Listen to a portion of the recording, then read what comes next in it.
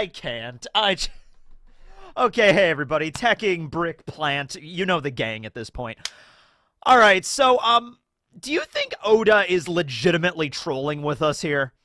And when I say that, I don't mean just like a little background gag or something like that. They're just like, oh, look at that. It was so funny, wasn't it? Okay, moving on with the rest of the story. No, no. I mean, like, do you think Oda has this master scheme that has been stretching back literally decades, all culminating at this moment, chapter 1053, spoilers, all that jazz, just to troll us? Exhibit A. Monkey D. Luffy. I'm sure I don't have to, introduce him. I'm sure most of you are acquainted. Audience, Luffy, audience.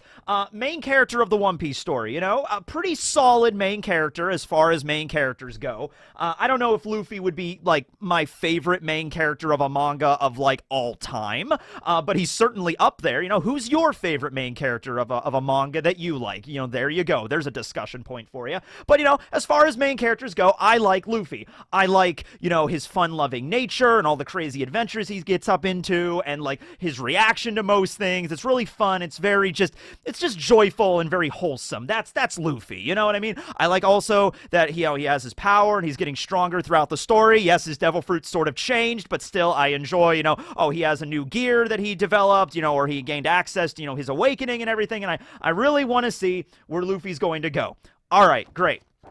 Now, do you remember back at post Enies Lobby, which was a turning point for the One Piece manga, okay? After Enies Lobby, Straw Hats basically obliterate a secret clandestine, assassin organization, get Robin back and get out, scot-free pretty much. I mean, the Mary burned, but, whatever. Okay, I'm sorry, Mary, that's not fair. Okay, the Mary was a crewmate, I'm sorry, it had to die. Okay, but my point is, Garp shows up post Enies Lobby, and he first name drops the Yonko, these four great emperors that are simply put, the strongest pirates that have ever pirated in the history of piracy, matey, and they're in charge of the New World. Remember how mysterious and scary the New World was back then? I mean, it still kind of is now, but it was just like this terrifying thing, the other part of the world, the other half of the Grand Line. Ooh, okay. Shanks is one of the Yonko, these greatest pirates ever, okay? Shanks, the pirate that initially inspired Luffy to become a pirate to begin with, he's one of the Yonko. And I think back then at that moment, I'm pretty sure that everybody was thinking about the moment in the One Piece story when Luffy was going to become a member of the Emperors, right? Like, weren't you? I mean, he wants to be king of the pirates, right? Now, Luffy's not interested in being a mere emperor of the sea. No, he wants to be the king, of course. But you sort of have to become an emperor first to become the king of the pirates, I guess. I don't know. I don't really know how this works, okay? It's not really an organization you can apply to. Maybe Roger was considered one of the emperors before he became king of the pirates. I'm assuming he probably was. Point is, at that moment in the story, we were all looking forward to the moment that just happened in chapter 1053 when Luffy officially became a member of the Yonko. Yeah, he was considered a fifth emperor a while back before Wano, but that got a lot of people hyped just with that he was considered the fifth emperor. And we're like, wow, this is insane. But he's not quite an emperor yet, ladies and gentlemen, okay? Sort of like the de facto emperor, okay? But now, chapter 1053, we get the big moment, the big reveal, where Luffy is now a damn emperor of the sea, the moment we've been waiting for years and years and years, easily over a decade since the emperors were first name dropped. And no one cares because Buggy is an emperor now. Woo! Captain Buggy! Yeah, Luffy, whatever, we knew you had it in you, but Buggy! It's shit like that makes me think that, like, wow, this is crazy, right? I want to paint a picture for you here, ladies and gentlemen, really quick, okay? The One Piece, the end-all, be-all, the treasure that Goldie Roger found at Laugh Tale, okay?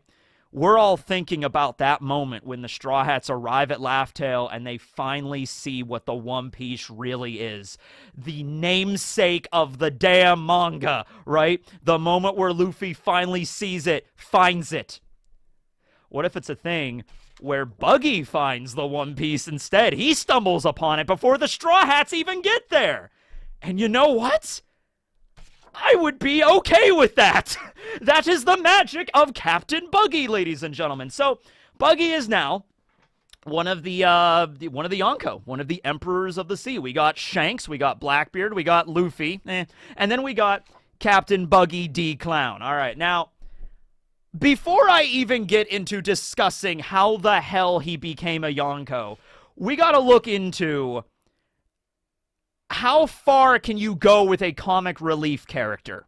Because that's sort of what Buggy is. Not sort of, that is what Buggy is. Buggy is a comic relief character in this story, and that doesn't mean comic relief characters can't have their moments in the sun or can't have like a really epic moment, but by and large, majority of the time when Buggy is on a panel or on screen in the anime, it's for laughs, okay? Because he's just a funny character, right?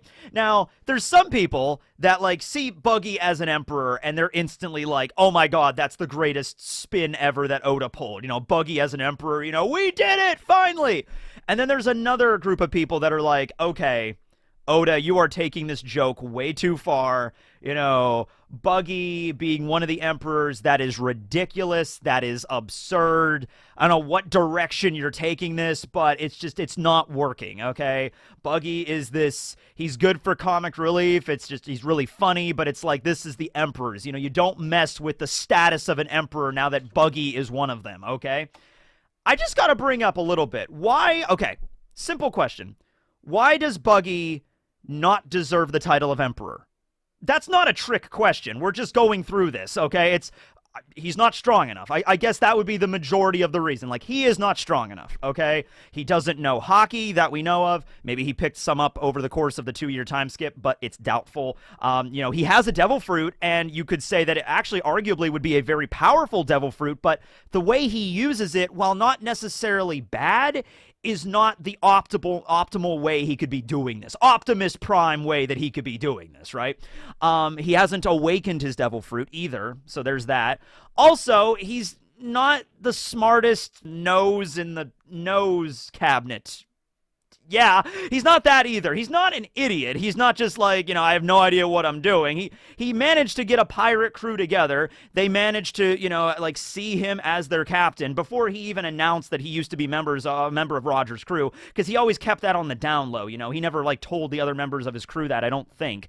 You know, and so that wasn't until much later that they found that out. So, you know, Buggy was able to keep a crew together. They were able to, you know, conquer some islands, maybe some other small-time pirate crews they were able to take out and stuff like that, maybe steal some stuff from the Marines out in the East Blue, but certainly nothing to write home about, okay? When you compare Buggy strength-wise and intelligence-wise to other emperors, well, now that Luffy's in the mix, Luffy's not an idiot either. It's just that when it comes to, like, book smarts, that's not Luffy, okay? But when it comes to, like, battle and, like, you know, thinking on your feet and stuff like that, you know, Luffy's really good at that. Buggy, not so much. Buggy's thing is usually he just ends up getting a massive amount of luck or plot armor, whatever you want to call it, you know, blown his way whenever he really needs it the most. That's usually Buggy's shtick, okay? So, but when compared to just raw strength, Shanks, Luffy, Blackbeard would just decimate Buggy, okay? Unless he went through some crazy powerful, you know, training arc in the last 2 years. You know, like, there's not even a contest, you know. One blast of Luffy or Shanks' Conqueror's Hockey, one Gura Gura punch or, you know, Black Hole from Blackbeard, Buggy is just decimated. There's just nothing he can do. So that's the reason he does not deserve to be an emperor, right? He's just not powerful enough, okay? He's gotten to this point by just blind luck or plot armor, and that is it, okay? So that's the reason I can feel a lot of people are upset by this. You know what's insane, though, when you really think about Buggy's backstory? There's really no reason why he should be as weak as he is. You know, he's certainly an example of a character that does have potential, that can get stronger. Hockey is not something that's just, you know, delegated, whatever, some form of that word, to a certain amount of people in the world. As Rayleigh stated, anybody can learn hockey. Even animals can learn hockey, okay? It's just you have to have enough ambition, enough willpower, you know, dedication to learn this stuff, okay? So Buggy could learn hockey if he really, really worked at it. He could. Also, as we said, his devil fruit is not a bad devil fruit, all right? And the awakening of such a thing, you know, would be pretty strong. I don't know if it'll turn out that Buggy's Bara Baranomi is actually another, mythical zone that we didn't know about. Probably not, but who knows right at this point. Okay, listen. Buggy is now one of the Yonko, all right? Everything's off the table now. Everything, okay? Anything could happen at this point. They could get to Laughtail and it could turn out that Roger is there and he could be like, "Hi, mateys, I never died. Here's the One Piece. By the way, I wasn't the king of the pirates. It was actually Gaimon the whole time." So everything's off the table now. We're in the, unventured territory or whatever. Okay. So he could learn hockey. He could improve with his devil fruits. So, and also, he has the pedigree. He literally spent his formative years as an apprentice pirate on the King of the Pirates ship on the Oro Jackson alongside Shanks. When you really look at Shanks and Buggy back then, yeah, you could say that Shanks had some natural talent and he was just better at it than Buggy, but there's really no reason to say why there should be such a gap in power when it comes to Shanks all the way up here and then Buggy like wah wah wah, like even if you want to say like Shanks is just naturally better at it, just he's like better with the sword and everything like that, he just picked up this stuff a lot better. You could say that if Buggy worked at it, if he improved with his hockey and his devil fruit, he might not be at the exact same level as Shanks, but he would be a lot better than what we saw of him, pre-time skip during, East Blue and then Impel Down and everything like that. Okay, that's another thing to mention here. Even Impel Down Buggy was not super weak, okay? He literally used his power to lift up a blue gory and then bash him into the ground. Yeah, it didn't really damage the blue gory at all, but it's like a giant gorilla. Go to the zoo and try to pick up a gorilla. Yeah, because Buggy can do that, all right? So he's not like super weak, like compared to a regular human. Like Buggy could kick you or my ass like really easily, like there'd be no contest there. But it is frustrating because that like, okay, he can be better. He has the pedigree of being raised by the King of the Pirates, essentially going through a lot of the same shit that Shanks went through. They fought against Shiki, they fought against Whitebeard constantly, and Buggy was right there in the middle of it, and he didn't die. He didn't even suffer a serious injury, clashing with other rival crews and stuff for years and years, and Buggy managed to get out of that relatively unscathed. Same thing with Shanks. Shank has scars, but it wasn't from like when his time during Roger's crew. It was like he got the scar later from Blackbeard. He lost his arm way later during, when he was there at Fuchsia Village and everything like that, right? So, they should, by all accounts, be, maybe not equal in power exactly, but, relatively strong characters, okay? The issue with Buggy and the reason why he is as weak as he is in the story is complacency, I would say, and a little bit more cowardice than Shanks had. Shanks, after the death of Roger, I think that really is the focal point to really look at here, okay? Because I think Shanks and Buggy were fairly the same up until Roger's death while they were on the crew. Yeah, Buggy was a little bit more scared than Shanks was, but, they were kids at the time, so it's like you kind of write that off, okay? But then when Roger died, we have the split between Buggy and Shanks, where Shanks decided, I'm going to start up my own pirate crew, and I'm going to make Roger proud. Roger, who was essentially the father figure to Shanks and Buggy, because they were on his crew ever since they were like 8 or 9 years old, all right? Maybe even longer than that. We know Shanks is from the West, and we know Buggy was born in the Grand Line, but, Shanks could have been an orphan that was picked up in the West Blue by Roger or whatever. I made a joke before, was like, wait a second, is Roger just going around kidnapping children? Maybe, because, the whole thing with Momonosuke and Hiyori, when Odin was on their ship, Roger was like, oh, it's been forever since I held a baby, and Oda was kind of like, ooh, I wonder, which baby he was referring to. Maybe it was Shanks and Buggy. Maybe so. Who knows? I guess not, because Shanks was talking to Whitebeard like, oh, this is a drink from my hometown in the West Blue, implying that I guess he was there at some point and he actually knows where it is, but I guess he could have went back there later, whatever. That's not really important. What is important, though, is that Roger was essentially the father figure to Shanks and Buggy. So after Roger died, Shanks was like, I'm going to make him proud. I'm going to be a great pirate, okay? Even if it costs me my life, that's what I'm going to do. And he set out to sea. He asked Buggy to come with him, and then Buggy was like, screw you, I'm not going. And so I'm going to start my own pirate crew. And then they separated there at Logtown on that day. Shanks never stopped advancing. He, founded the Red-Haired Pirates, Yasopp, Ben Beckman, Lucky Roo, and, he worked his way up, and eventually he became an Emperor of the Sea. Buggy, on the other hand, because of all the horrifying things I would imagine he remembered from the Grand Line, fighting on Roger's crew and stuff, he might have had a little bit of trauma from that, and he was like, okay, I still want to be a pirate, but I have no ambition to be the king of the pirates. I have no ambition to live up to Rogers', legacy, which is a big deal when we're talking about ambition, because that is literally the translation of what hockey is. So he lacked that. Instead, he's like, I'm going to still be a pirate, but I'm going to hang out here in the East Blue, which is the most peaceful sea, therefore the weakest sea. And I'm going to sort of be like a big fish in a small pond. I'm going to be a pirate that rises to a little bit of notoriety, but never to the point where everyone's actually looking at me and focusing on me, and certainly not to the point where they're looking at me as one of the greatest pirates ever, okay? I would imagine Buggy might have even, like, sabotaged himself in that regard. Maybe the Buggy pirates, might have had a chance to actually make it big at some point, right? And be like, hey, Captain, there's a marine ship traveling over here through the East. We could attack them. And maybe Buggy is like, no, Moji, that'll be biting off more than we can chew. Let's not do that. Instead, let's just go over here to this tiny little town and then ransack it and just take it over for a couple of weeks, right? And then when we get bored, we'll just go to another town and do the same thing. And Moji's like, okay, but Captain, don't you want to get big at some point, like a famous star of the world? And Buggy might have lied and said, well, of course, but just not the time for this. But I think Buggy, like, subconsciously is like, I don't want that, because if I start getting to the point where everybody knows who I am, then they're going to know who I am, and then they're going to be sending really powerful Marines after me, and then other really strong pirates might start to notice, and if the Marines find out I was on Rogers' crew, oh, that's not good.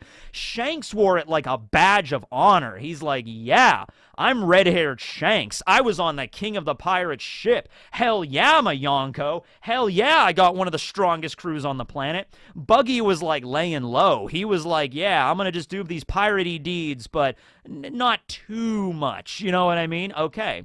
That's the reason. He was complacent. He was happy in the East. Maybe not even necessarily happy, like truly, but he was content, okay? He was content in the East doing what he was doing. And for that reason, he didn't really need to train, because there wasn't really that many devil fruit users in the East. So just the fact that he could, separate with his Baranomi, hey, it tripped Zoro up the first time Zoro tried to cut him down, right? How many other people do you think tried to cut down Buggy and he was just like, I'm immune to that shit, and it doesn't matter? Who's going to know hockey out in the middle of nowhere in the East Blue? Probably no one, right? Unless Mihawk sails through again, but what are the odds of that, right? So for the vast majority of his life in the East, with the Buggy pirates, Kabaji and Moji and Richie and everybody sailing around, probably didn't really encounter a lot of problems. Maybe every once in a while the Marines would give them some trouble, but when it comes to, like, a swordsman, I bet Buggy's eyes like lit up every time a swordsman or a bounty hunter came up to him and is just like, Buggy the Clown, I'm bringing you in.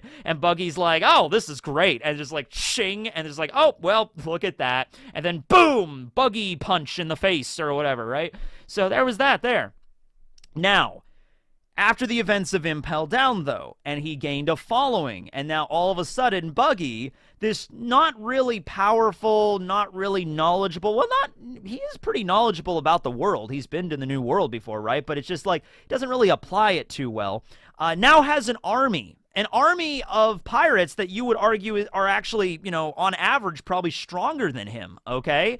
That might actually even know some hockey at this point, right? And so now they're following him because he liberated them from prison, from hell itself. And also you have the revelation shortly thereafter that, they find out that Buggy was on Rogers' crew. And so they're like, Captain Buggy will follow you forever. And then he makes it through Marineford in one piece, because of course he does. And then after that, when he was recruited into the Warlords, I don't think too many people were upset over that, just because it's like, okay, from the Marines' perspective, they know just the fact he was on Rogers' crew, that's a big deal. And now he has an entire army basically working for him that are really strong criminals from Impel Down.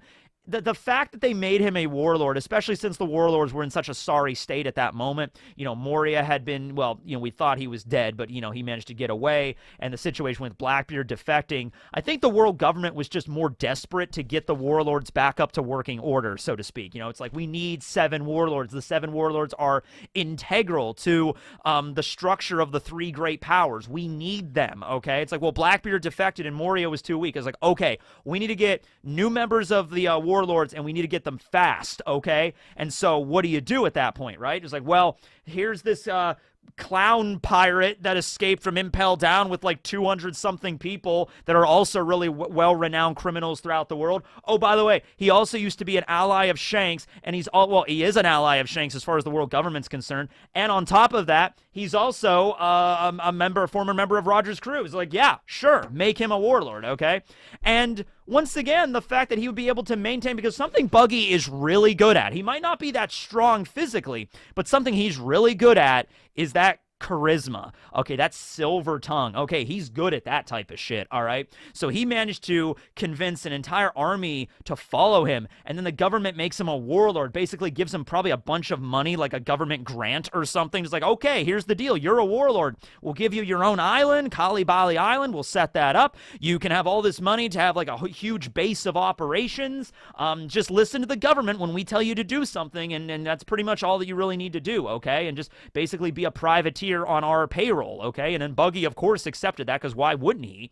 And just with his bluster and his bravado, which is what Kali Bali really translates out to. I think it translates to like false bravado island or something like that. Very apropos for Buggy. He uses that, and he's just like, okay, we have a whole army of pirates, Buggy's delivery service. And so he was brilliant when it came to this, because his operation as a warlord was not him going out in the world and like fighting against other pirates and marines. He sent other people to do it. He was like, what if instead of me going out and brawling, you know, like Crocodile did at Alabaster or whatever, what if I just use my title and my pedigree to get a bunch of really strong pirates to work for me, think I'm awesome, and then I'll set up a pirate delivery service throughout the world. So it's like if the government calls up and says, hey, Buggy, there seem to be some ne'er-do-wells, some pirates attacking this city, and the government needs some help here. Can you send some pirates to finish them off? And Buggy is, of course, like, of course we can. Men, I'm going to send, he sort of organized them like Class S, Class A, or whatever in the Buggy's delivery service. Like, Hyrudine and the new Giant Warrior Pirates were part of Buggy's delivery service. Isn't that crazy? And they were like their top assassins or whatever, their top mercenaries, whatever you want to call it, right?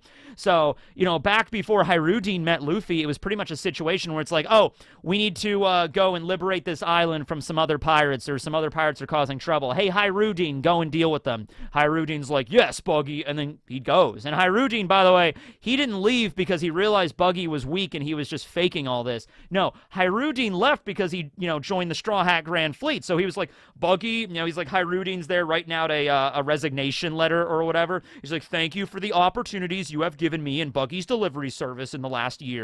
I really appreciate it. The healthcare and the retirement plan was great. You know, it's awesome. We threw parties every single night, but I have a new opportunity and I have other obligations, okay? And so he turns that in, and Buggy's like, what the hell? You know, so he's freaking out because all of his strongest members are leaving, but they still they sort of bought it, okay? The ability to just have that charisma and that silver tongue and to be a leader, to like, you know, get people to follow you and do whatever you say, that is a strength.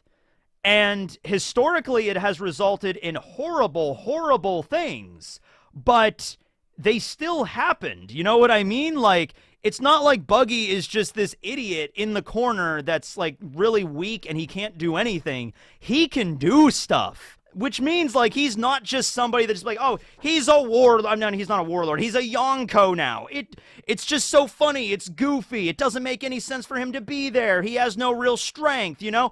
Oh, no, he does. He does. And if it spreads enough, like, if he can convince enough people to follow him, it may result in horrible things happening, okay? It might even get out of his control. All right, he might have like, okay, I'm a Yonko now. All right, I guess it's the same thing like when I was a warlord, except I have even more people that are following me. And you're like, imagine Buggy steps out on this stage on this island somewhere, and like Galdino and Alvita and everybody are around him, and Buggy is like, all right, men, and there's like, it's like Woodstock. It's just like, woo! It's just like, Captain Buggy! You know, they got giant flags they're waving, and Buggy's like, it's like 10,000 people out here or some shit. And Buggy's like, whoa, okay, I might be in over my head, but I guess I'll just do the same thing I always did. Okay, all right, everybody, well, I'm the new Emperor of the Sea. Woo! All right, and you know what we're gonna do? What are we gonna do, Captain Buggy?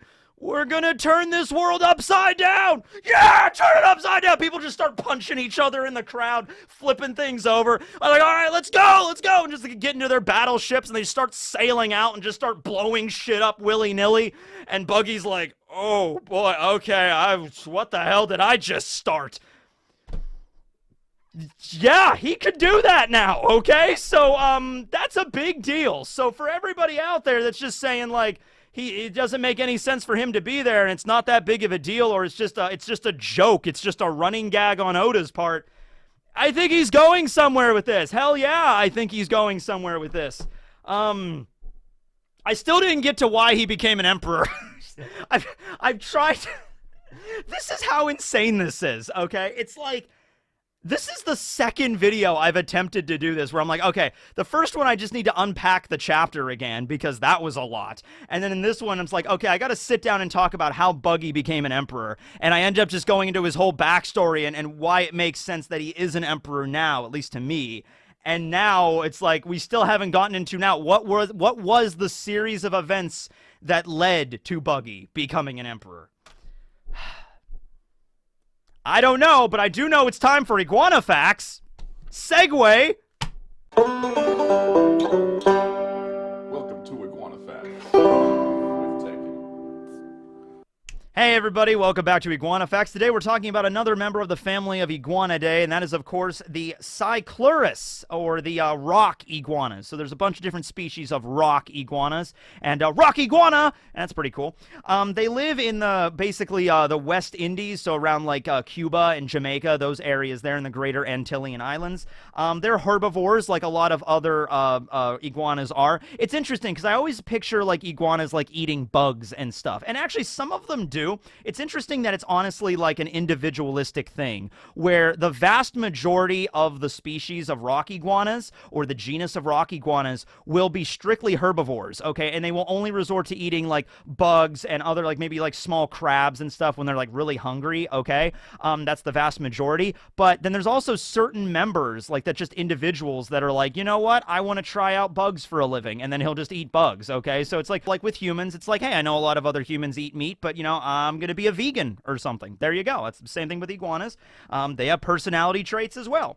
There's an interesting thing with seed distribution with them where they'll eat seeds, and then scientists have actually discovered that the seeds germinate better when they pass through the iguana, and then when they excrete them, you know, that's actually how a lot of seeds, you know, actually spread, okay? It's interesting how evolution takes certain paths where it's like, hey, let's account for animals eating the seeds and then not digesting them but excreting them in another location, and that's actually how a lot of plants spread for that reason, okay? So that's pretty cool.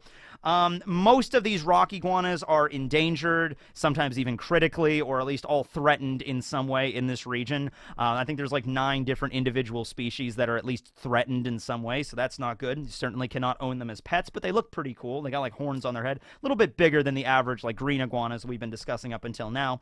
The oldest one is purportedly 69 years old. Nice. So basically there was a rock iguana that was taken out of its habitat and brought to Texas into a zoo in 1950. And that lizard was referred to as Godzilla, and he lived 54 years in captivity in Texas. Godzilla died in 2004. I honestly think Godzilla died in 1998 when the Matthew Broderick movie came out. I think that was really the death knell for old Godzilla right there. Actually, that wasn't technically Godzilla. That was Zilla, not Godzilla. There's a difference. I know a little bit about Godzilla lore. Not a lot, but a little bit. Anyway, the lizard was also thought to be 15 years old by the time that the scientists found him in 1950. So actually born in 1935. So 1935 to 2004. So 69 years old is like the oldest living rock iguana. I think maybe the oldest living iguana, period. So there you go. Maybe next video we'll finally get to Buggy and how he became an emperor. I don't know, though. Later. See ya. Bye.